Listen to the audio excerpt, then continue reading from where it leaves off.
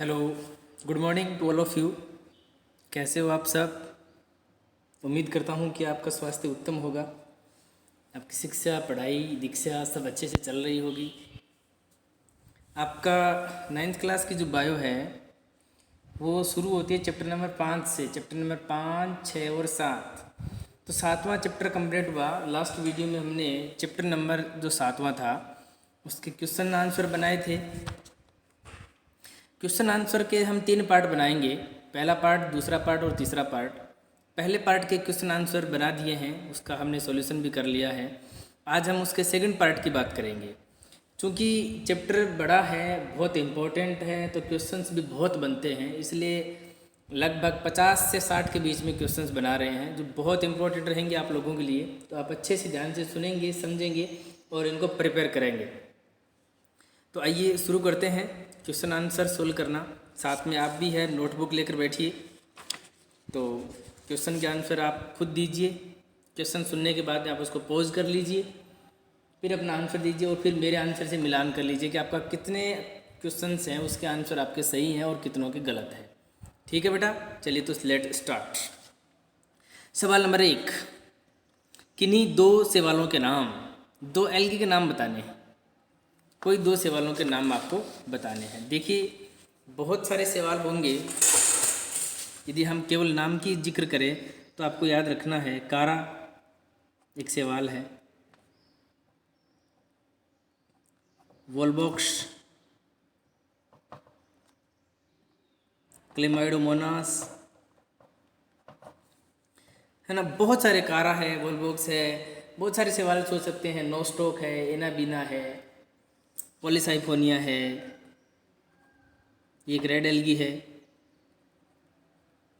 तो ये एक लाल सवाल का नाम, इसको अलग से लिखो बेटा। एक क्वेश्चन और बनाओ, एक रेड एल्गी का नाम, एक लाल सवाल का नाम, तो पॉलीसाइफोनिया। तो Polysiphonia is a red algae. एक लाल सवाल का नाम, तो आप फिर पॉलीसाइफोनिया लिखेंगे। पॉलीसाइफोनिया एक रेड एल्गी है, लाल सवाल है। तो बहुत सारे नाम हैं, आपको तो दो बताने हैं। सेकंड सवाल, पादप जगत का एम्फीबिया किसे मारा गया है? प्लांट की बात करें, प्लांटी जो किंगडम था उसमें किसे माना गया है? एम्फीबिया यानी उभयचर। पादप जगत का उभयचर किसे माना गया है? तो पता ही है पादप जगत का एम्फीबिया तो क्या होते हैं? ब्रायोफाइट्स होते हैं ना। तो सेकंड क्वेश्चन का आंसर क्या है? ब्रायोफाइट के प्लांट। ठीक है। थर्ड सवाल, ऐसा ही मिलता जुलता पादप जगत का रेप्टिलिया यानी पादप जगत के सरीसृप। किस वर्ग के प्लांटों को पादप जगत का सरीसृप कहा जाता है? तो एम्फीबिया, तो ये टेरिडोफाइट्स को कहते हैं बेटा, याद रखना। पी साइलेंट रहता है टेरिडोफाइट में। टेरिडोफाइट के प्लांट्स क्या होते हैं? पादप जगत के। तो यहाँ पर मैं लिखूं ब्रायोफाइट तो क्या होते हैं? एम्फीबिया। और ये होते हैं रेप्टिलिया। किन के? प्लांट किंगडम की बात करें तो। सवाल नंबर 4, चौथा सवाल क्या है? दो ब्रायोफाइट पादपों के नाम। ब्रायोफाइटा के जो प्लांट है उनके नाम बताने, कोई भी दो प्लांट के नाम। बेशक अच्छी बात होगी यदि आप इम्पोर्टेंट प्लांट्स की बात करें तो ब्रायोफाइट के जो इम्पोर्टेंट प्लांट है बेटा, सबसे इम्पोर्टेंट प्लांट है स्पेगनम, और फिर है फिनेरिया, मार्केंसिया। ये ब्रायोफाइट के प्लांट हैं। एंथोसिरोस छोड़ो इसको, इक्विसिटम तो इसमें नहीं होता, वो टेरिडोफाइट का प्लांट है। तो ब्रायोफाइट के 3 प्लांटों के नाम दो ये हो गए, 2 के पूछे थे, स्पेगनम, फिनेरिया और मार्केंसिया। सवाल नंबर 5, दो असमनी क्रिप्टोगेम्स किन्हें कहा जाता है? और नीचे वाला देखो, 5वां और 6ठा समवनी क्रिप्टोगेम्स और ऊपर वाला है असमनी क्रिप्टोगेम्स। तो एक चीज़ तो आपको ये समझनी है कि क्रिप्टोगेम्स का क्या अर्थ है।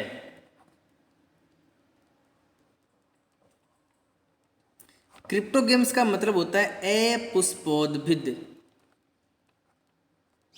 यानी जिनमें फ्लावर नहीं आते। क्रिप्टोगेम का मतलब होता है ऐसे पादप जिनमें फ्लावर नहीं आते, पुष्प नहीं बनते, वे होते हैं क्रिप्टोगेम्स। लेकिन सवाल क्या था, असंवनी और संवनी का क्या मतलब है? तो बच्चों समझो अच्छे से कि असंवनी का मतलब जिसमें समनोतक नहीं होते, इट मीन्स जाइलम फ्लोएम नहीं होते, और संवनी फ्लोवर तो नहीं आएंगे लेकिन जाइलम फ्लोएम होंगे। तो आपका जो सवाल नंबर 5वां है उसके आंसर हो जाएंगे शैवाल और ब्रायोफाइट। शैवाल और ब्रायोफाइट में क्या होता है, इसमें फ्लोवर नहीं आते तो क्रिप्टोगेम्स तो हैं लेकिन जाइलम और फ्लोएम नहीं होता, इसलिए इन्हें असंवनी क्रिप्टोगेम्स कहते हैं। छठा सवाल का उत्तर आप दे दोगे। संवनी क्रिप्टोगेम्स किसे कहते हैं? संवनी क्रिप्टोगेम्स किसे कहेंगे? टेरिडोफाइट को। तो टेरिडोफाइटा के जो प्लांट हैं वो कैसे हैं? फूल तो नहीं आएगा, फ्लावर नहीं आएगा, बीजाणु बनते हैं उसमें, लेकिन उसमें जाइलम फ्लोएम होता है, इसलिए उसको वेस्कुलर क्रिप्टोगेम्स भी कहते हैं, टेरिडोफाइट को। वेस्कुलर क्रिप्टोगेम्स या संवनी क्रिप्टोगेम्स एक ही चीज़ है।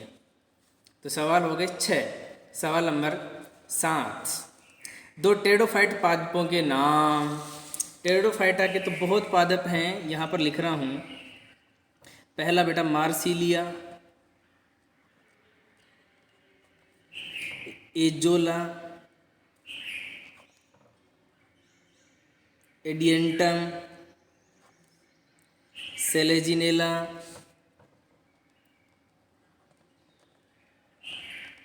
इक्विसिटम, ये सारे के सारे टेरिडोफाइट्स के प्लांट्स हैं। Marsilea, Azolla, Adiantum, Selaginella, Equisetum, Pteridium,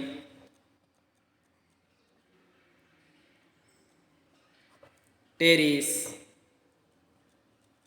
massive Pteris, ये बहुत प्लांट्स हैं टेरिडोफाइटा के। देखो 5-7 तो अपने लिख लिए ना, आपको केवल 2 बताने हैं। अगला सवाल, सवाल 8, जिम्नोस्पर्म के लक्षण। जिम्नोस्पर्म के लक्षण आपको स्वयं को लिखने हैं। बहुत सारे लिखवाए थे मैंने जिम्नोस्पर्म के लक्षण, समझाने वाली बात तो वैसे है नहीं भी है। जिम्नोस्पर्म के क्या लक्षण है भाई? जिम्नोस्पर्म के जो सारे के सारे प्लांट्स हैं उसमें बेटा बीज आते हैं, बीज तो होते हैं लेकिन अंडाशय नहीं होता, ये याद रखना। और बहुत हैं प्लांट्स हैं, बड़े भी होते हैं छोटे भी होते हैं। इस प्रकार से आप ये नोट करो अच्छे से, और जिम्नोस्पर्म के लक्षण को अच्छे से लिखो और पढ़ो और याद करो। उसके बाद में अगला सवाल करते हैं, पॉज करके और देखो कहीं से लक्षण लिखे हुए हैं तो। मेन लक्षण क्या? बीज तो होते हैं लेकिन अंडा से नहीं होता, तो इन्हें क्या कह सकते हैं? अनावर्त बीजी। इसी के आधार पर इसे अनावर्त बीजी कहा जाता है। साइकस है, पाइनस है, नीटम है, इफिड्रा है, गिंगो बाइलोबा है, टेक्सस है, ऐसे बहुत सारे इसके प्लांट हैं। फिर अगला सवाल करते हैं। अगला सवाल, तो जिम्नोस्पर्म के लक्षण हो जाएंगे। एक तो क्या होता है? भ्रूणपोष निषेचन से पहले बनता है, अगुणित होता है। बहुत लक्षण हैं जो लिखे हुए हैं, उनको आप अच्छे से देखेंगे क्योंकि थ्योरी का बड़ा प्रश्न बन गया। सवाल नंबर 9, चिलगोजा क्या है? क्या है भाई चिलगोजा? ये बीज हैं किसके? पाइनस के। किसके बीज है? पाइनस जियार्डियाना, पूरे प्लांट का नाम।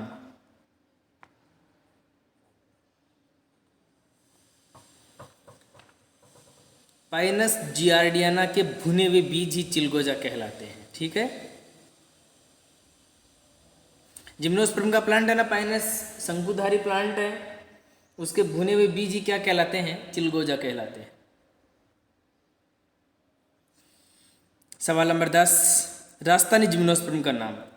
जिम्नोस्पर्म के प्लांट्स हिमालय के आसपास बहुत पाए जाते हैं लेकिन राजस्थान में नहीं होते। पर्वतीय इलाकों में होते हैं लेकिन राजस्थान में नहीं होते। केवल 1 या 2 ऐसे प्लांट हैं जो राजस्थान में होते हैं। थ्योरी की क्लास जब चली थी तो मैंने आपको बताया था, कुछ याद आ रहा है तो ठीक है, वरना मैं बता रहा हूँ। ऐसा जिम्नोस्पर्म जो राजस्थान में पाया जाता है उसका नाम है इफिड्रा।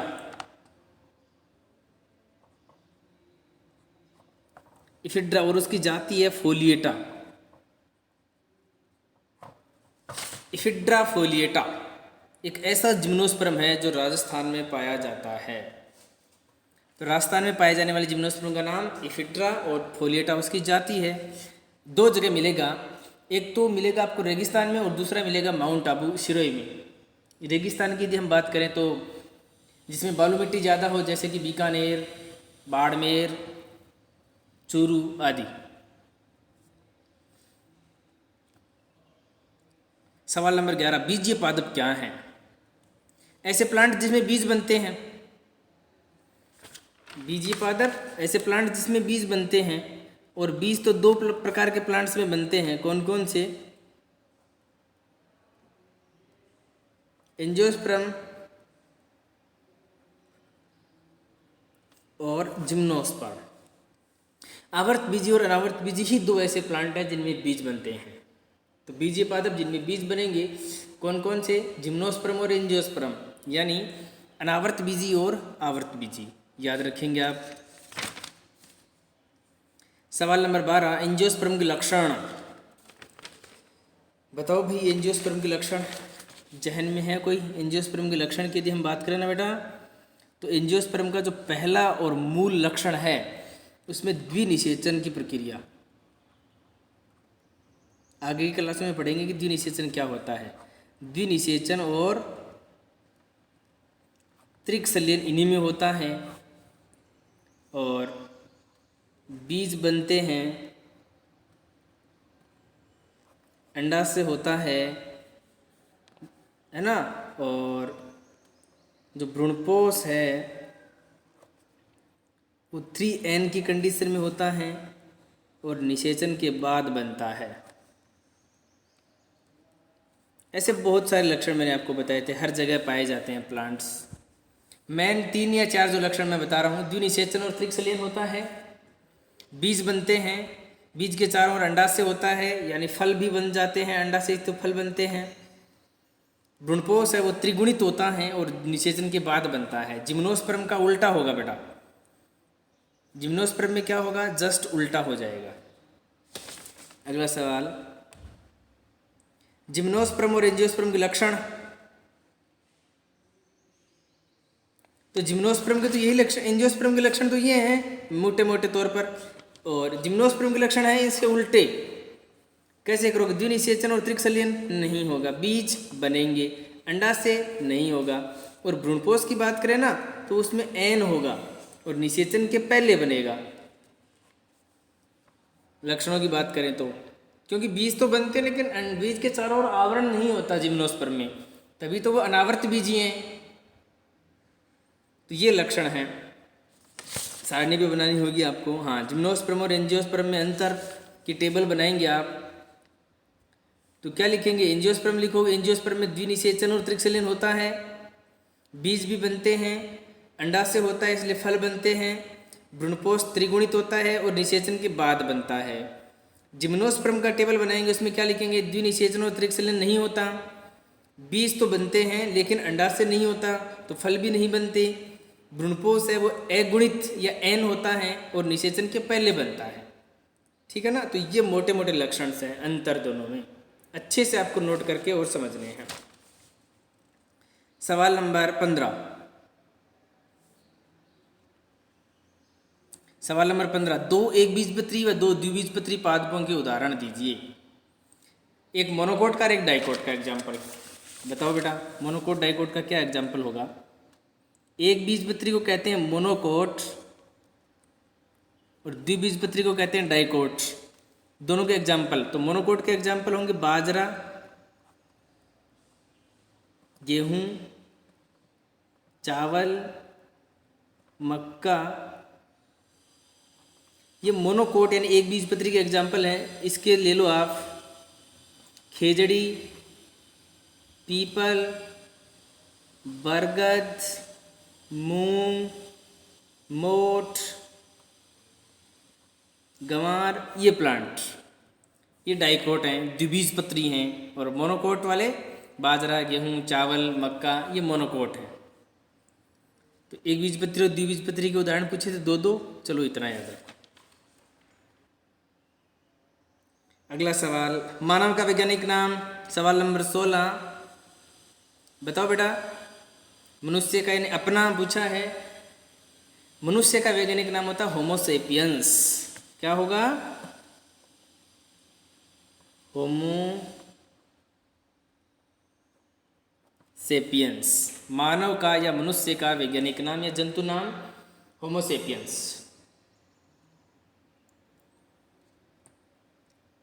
और सवाल नंबर 17, द्विनामपत्ति क्या है, इसके नियम भी। द्विनामपत्ति किसने दी थी? याद है बेटा, केरलस लीनियस ने दी थी ना द्विनामपत्ति।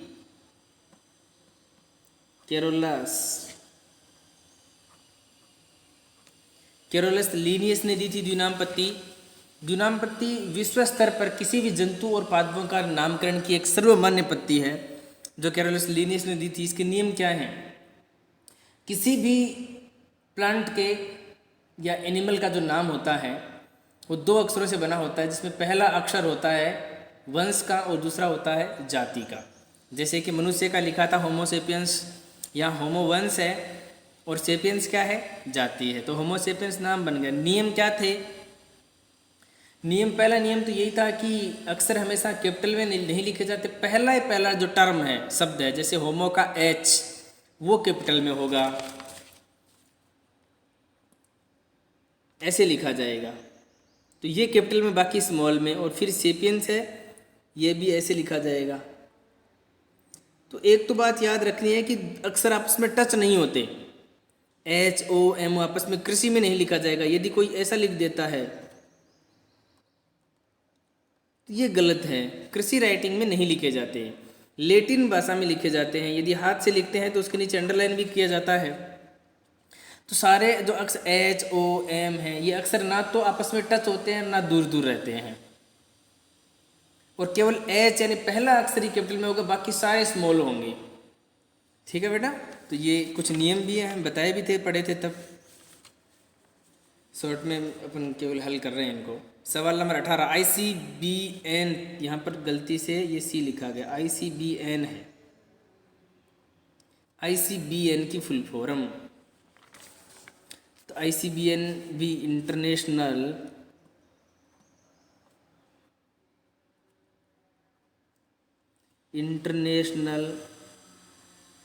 Code of botanical name,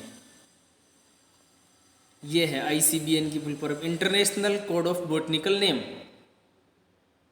international code of botanical name, ये ICBN की फुल फॉर्म है। 19वां ICZN है बेटा। तो ZN में क्या करेंगे? ये कॉमन, ये कॉमन, ये भी कॉमन, बॉटनिकल की जगह क्या कर देंगे? Zoological name. ICBN और ICZN हो गया ना। ICBN और ICZN, ये दोनों कंप्लीट। ICBN और ICZN इस प्रकार से कंप्लीट। सवाल नंबर 20, फेनरोगेम क्या है, परिभाषित करना है। अच्छा दिख नहीं रहा, ये लीजिए 20वां सवाल, फेनरोगेम क्या है, परिभाषित कीजिए। देखो एक नाम आया था क्रिप्टोगेम और ये है फेनरोगेम। तो फेनरोगेम का मतलब होता है पुष्पीय पादप। पुष्पीय पादप, फेनरोगेम का मतलब है पुष्पीय पादप। 2 ही प्रकार के पादप हैं पुष्पीय पादप में, कौन कौन से बेटा? जिम्नोस्पर्म और एक है एंजियोस्पर्म। जिम्नोस्पर्म और एंजियोस्पर्म, अनावर्त बीजी और आवर्त बीजी। जैसे इसमें जिम्नोस्पर्म में क्या है? साइकस है, पाइनस है, नीटम है, इफेड्रा है, टेक्सस है। और एंजियोस्पर्म तो अपने आसपास के सारे, बबूल, खेजड़ी, ग्वार, मोठ, मूंग, यही। तो फेनरोगेम क्या है? पुष्पीय पादपों को या बीजीय पादपों को क्या कहते हैं? जिनमें बीज बनते हैं या जिसमें पुष्प बनते हैं, ऐसे पादपों को बीजीय पादप कहते हैं। 2 प्रकार के हैं ये।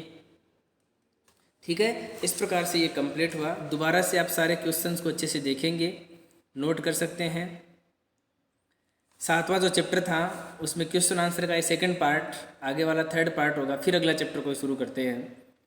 तो ये सवाल देखो 1 से 8 तक आप स्क्रीनशॉट ले सकते हो, फिर 8 के बाद में ये चलेंगे, आप 15 तक ले लो, 15 के बाद में यहाँ तक, ये हो गए आपके 20 तक कंप्लीट। हो गए सारे कंप्लीट यहाँ से। अच्छा, ये जो पन्ना था उसमें मैंने कुछ एक्सप्लेन किया था, तो कुछ चीज़ें यहाँ से भी आपको उतारनी होंगी, तो ये एक बार पन्ना भी साथ में देखो।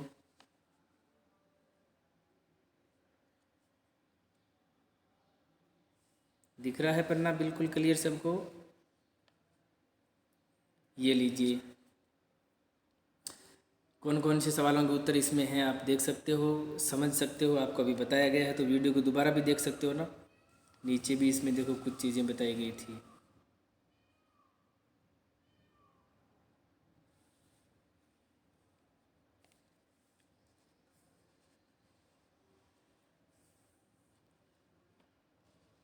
ये यहाँ तक, ये भी नोट कर सकते हो, उतार सकते हो। पन्ने को जो पलटा था तो कुछ था इसमें भी, बिल्कुल था। यहाँ से भी कुछ चीज़ें नोट करो, कुछ चीज़ें यहाँ थी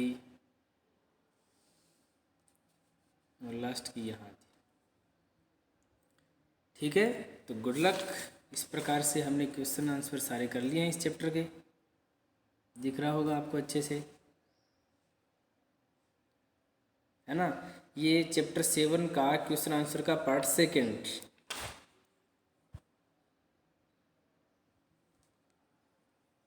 इस प्रकार से ये आपका कंप्लीट हो गया।